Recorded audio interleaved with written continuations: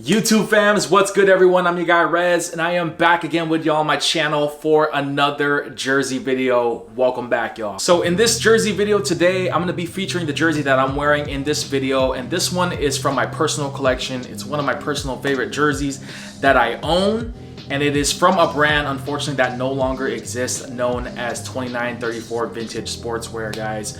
But the jersey is none other than a player that is no longer with us. Rest in peace to the late great Hank the Bank Gathers. Hank Gathers was born on February 11th, 1967 and passed away on March 4th, 1990. He was only 23 years young. He played the power forward position and attended USC before transferring over to Loyola Marymount University. Both Gathers and his teammate Bo Kimble were coached under the legendary Paul Westhead. As a junior in 1988-89, he was the second player to lead Division I in points and rebounds per game. He averaged at about 32.7 points per game and 13.7 rebounds. His signature game was in 1990, where he scored 48 points and 13 rebounds against a young Shaquille O'Neal at LSU.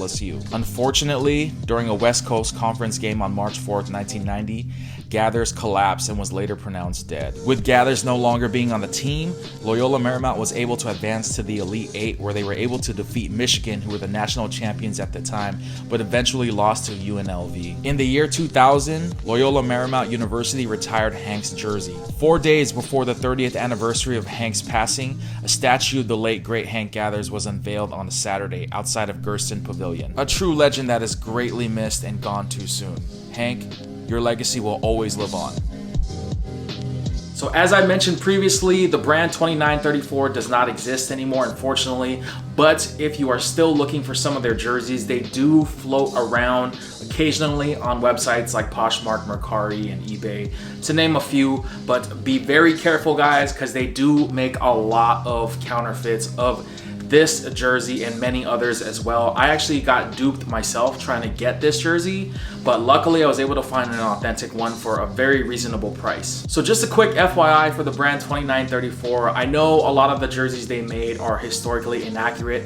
I know there's some inconsistencies that they made. However, they did manage to make this jersey better than the originals. And the reason why I say that is because they actually added twill stitching on the numbers and letters of this jersey, and they also added Hank Gathers' name on the back of the jersey that also features stitching as well. So the original ones that Loyola Marymount wore during that year did not have any stitching on the jersey's numbers or letters. They were actually heat pressed, vinyl pressed if I'm not mistaken, and this one they decided to add the stitching with the twill and also the name on the back. So personally for me, I think that this is an upgrade in the quality. It won't crack obviously because it is stitched, and you can identify the player because it does have Hank Gathers' name on the back. So, you know, that's a plus if you look at it that way, but it is not historically accurate. Now to focus a little more on the quality of the jersey, you have this nice dazzle twill material on the body of the jersey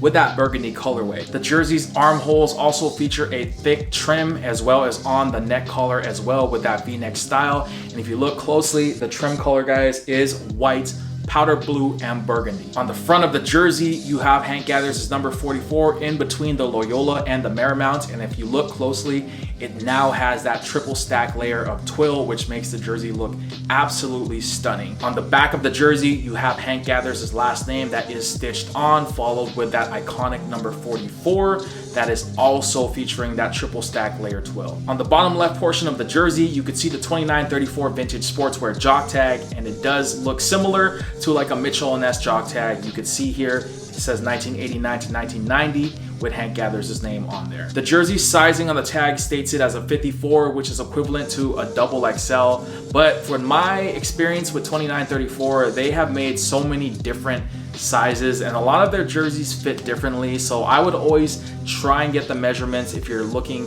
to buy a jersey from a seller. The reason I say that is because they all fit differently. I don't know if this was something 2934 Vintage Sportswear was doing or they couldn't get down, but a lot of their stuff is different. It's a very complicated brand in terms of trying to pinpoint, you know, authenticity and also sizing. That is one of the cons that I have with this jersey brand, unfortunately. But a lot of the jerseys that they made, a lot of other brands didn't really make. So this is the only brand that really made a lot of these jerseys.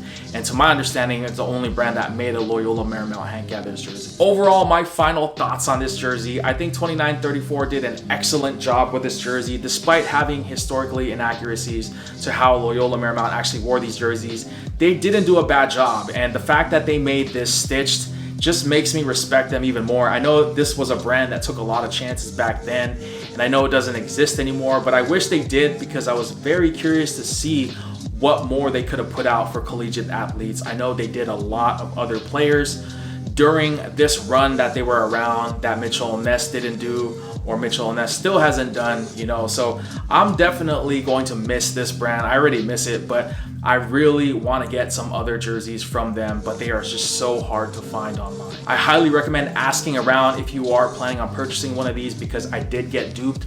In the beginning, I bought a fake one and I thought it was legit, and there's a lot of other jerseys that I had from them that were unfortunately not authentic. So I would highly encourage you to ask around, ask the jersey community here on YouTube. You can ask me and I'll do my best to help you. But as I mentioned before, this brand is very tricky, so be very careful and really do your research when trying to legit check one of these. Well, that's gonna do it for me in this video, guys. Please give this video a thumbs up, as well as subscribing to the channel and hit the bell icon, that way you don't miss anything that I post for y'all, whether it be a jersey, sneaker, hat, collectible, or whatever I put in my channel for y'all. I do so much different content other than jerseys, guys, so I think you're gonna enjoy what you see on the channel. Also, let me know what you guys think about Hank the Bank Gathers, guys. Were you guys inspired from his story like I was? I know a lot of people that I'm friends with that really loved Hank the Bank Gathers, and you know, I'm one of them. But let me know if you guys don't know his story. I highly recommend checking him out on Google or looking up his story on YouTube as well. Very inspirational, a Cinderella story for sports fans all around the world. All right, y'all, well, that is going to wrap it up for me. I hope you guys enjoy this video again, and until then, your boy Rez will catch y'all on the next video. I'm out. Peace.